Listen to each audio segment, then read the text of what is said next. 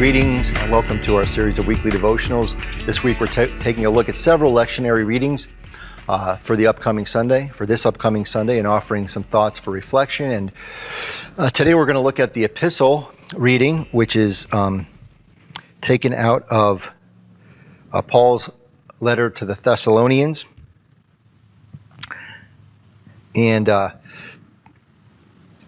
remember a couple of years ago when COVID first was starting. I think it was like February or March of 2020. And of course, I was a bit naive at the time. My wife and I actually went out to see a friend of mine playing acoustic guitar at a bar / restaurant, and there were people there wearing hazmat suits. I guess that was supposed to be funny that it's sort of the end of the world is coming and we're going to go out and celebrate. And something similar I remember happening at the turn of the millennium.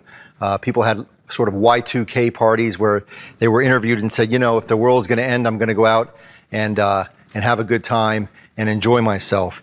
And something similar is happening in Thessalonica as Paul is writing this letter to this early Christian community.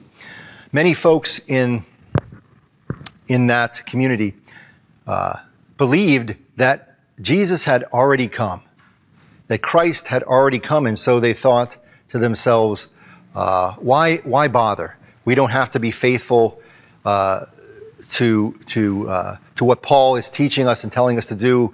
And it led to a lot of what Paul described as idleness. People sort of just laying around, not doing much of anything, not really striving to follow Jesus, not doing the things that Paul had instructed them to do. Idleness and sort of laziness and not working, not doing the religious practices of faith that Paul had instructed them. And certainly in our current time and place, I don't know that any Christian communities that I've been a part of really, truly are worried too much or think too much that Jesus is coming soon or has come already. But I've definitely encountered some idleness in various Christian communities. And I think it manifests itself usually for one of two reasons. Either folks will say something like, I leave it all up to God. I pray to God and God will take care of this. God will do everything. And there's no sense that God might actually be calling us to do the things we're praying for.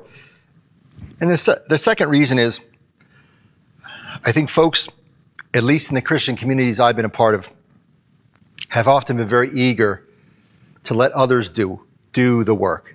I don't need to serve on that committee. So-and-so will take care of it. We'll leave it up to them. They want to do it. We'll leave it up to them. I remember years ago trying to recruit a couple to be youth group leaders, and they said, we already did our time. We put our time in. Let others do the work now. We're done. And my message to that kind of idleness in the church is I believe what Paul said to the folks in Thessalonica all those many centuries ago, which is the church needs you. The church needs all of its members to contribute, to participate, not only for the efficacy of the community together, but because that's what we're called as Christians to do the work, to not be idle, but to participate fully in what our faith calls us to do. Amen.